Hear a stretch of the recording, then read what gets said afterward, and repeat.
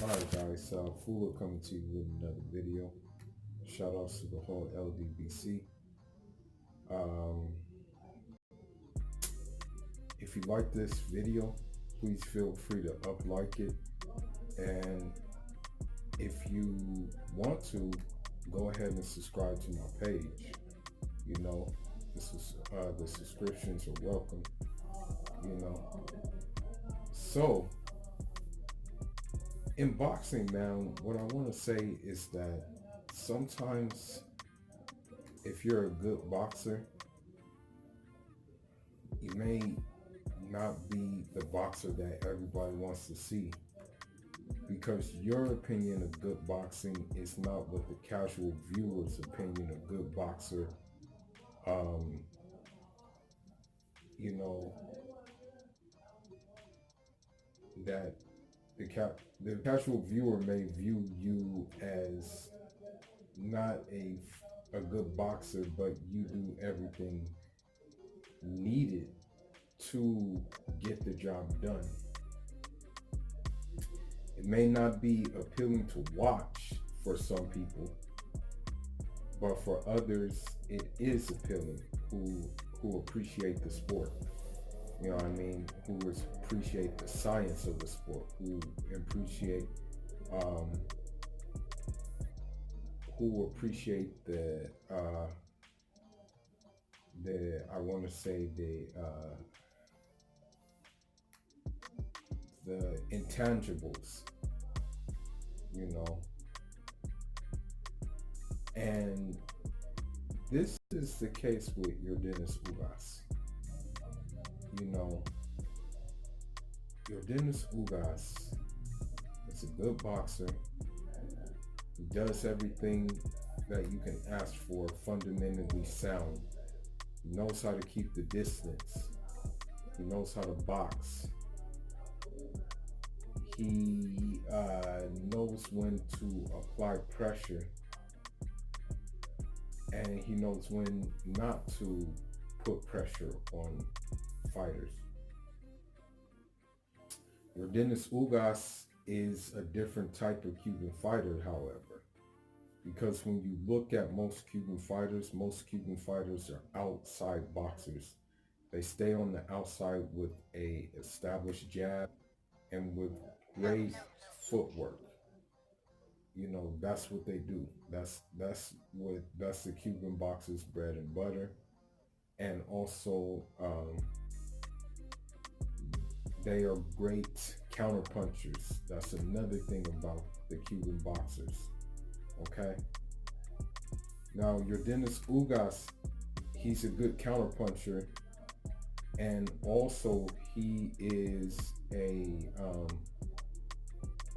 the difference between him is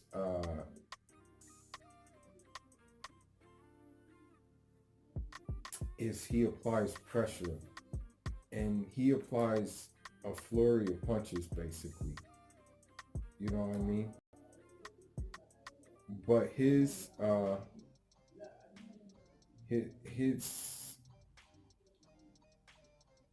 Achilles heel, unfortunately, is the fact that he doesn't really have one hit knockout power. That's the main problem with him. You know, he doesn't really have a knockout power that can really put you down. You know what I mean? But at the same time, though,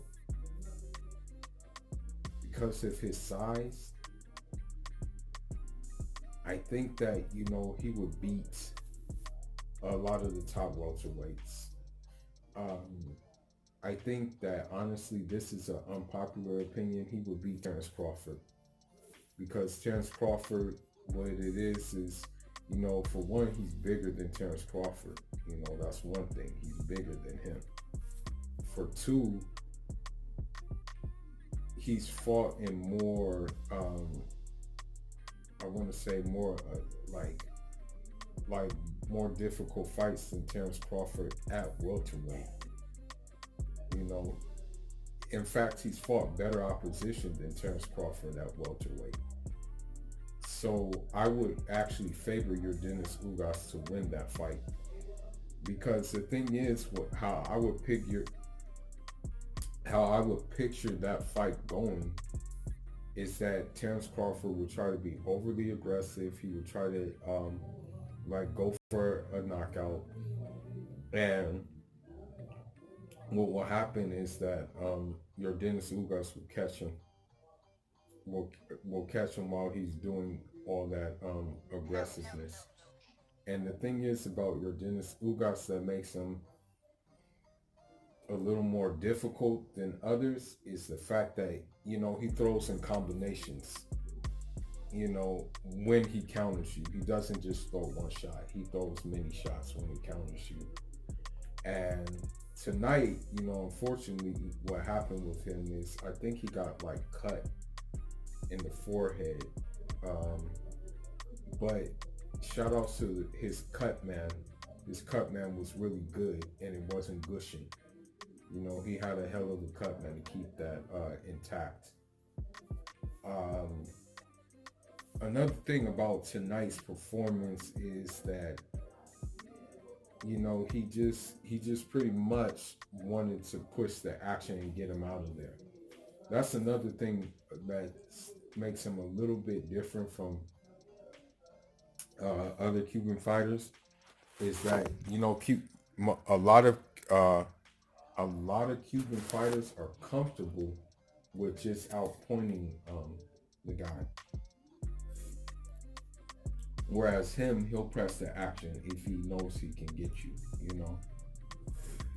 The only time he didn't press the action is against Sean Porter, because I think he figured that with Sean Porter he would be just as aggressive, and he also maybe was trying to avoid the headbutts that he would have endured if he would have pressed the action with Sean Porter. You know what I mean?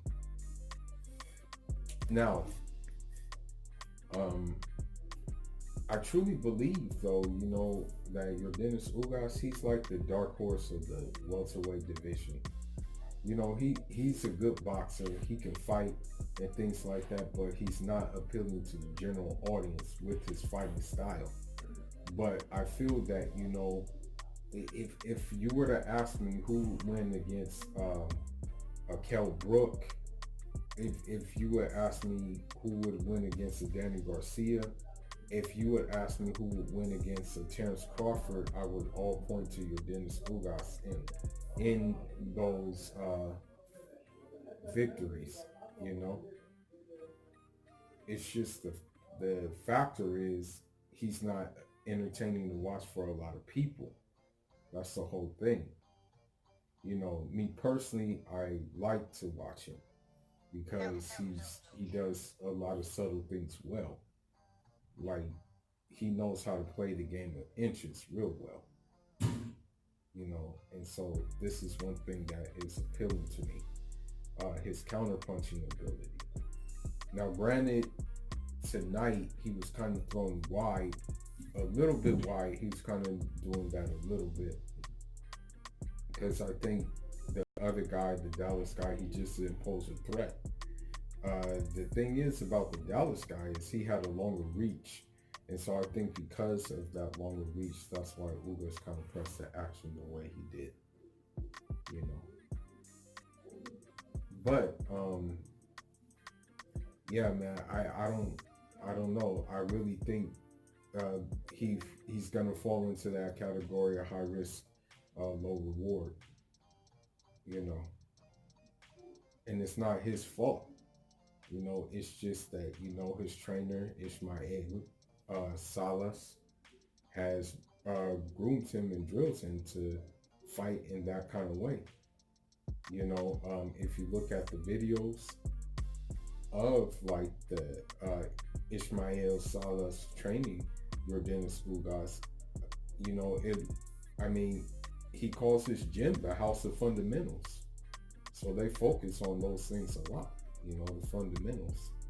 Because if you do have a solid fundamental foundation, you can do pretty much anything you want. You can add to that, basically. And so, you know,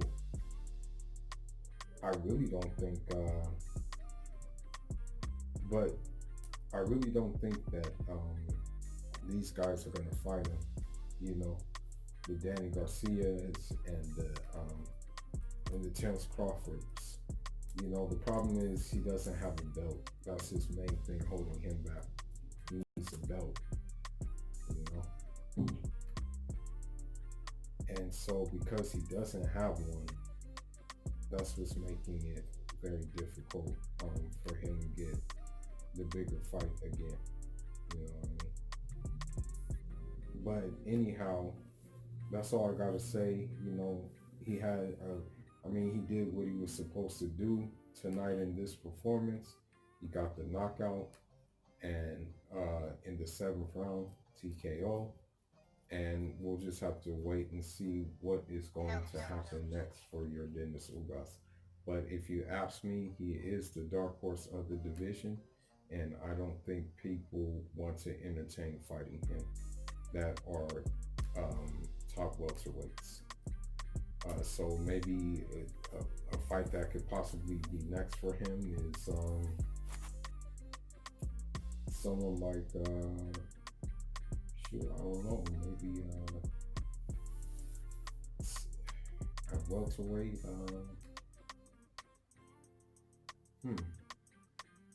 That's really actually kind of a tricky thought because it seems like a lot of the welterweights are busy. You know what I mean? And so I don't know, maybe Lipinets next for him. That could be a good fight. But anyhow, man, that's all I got. Full signing out. Leave your thoughts, leave your comments. Enjoy.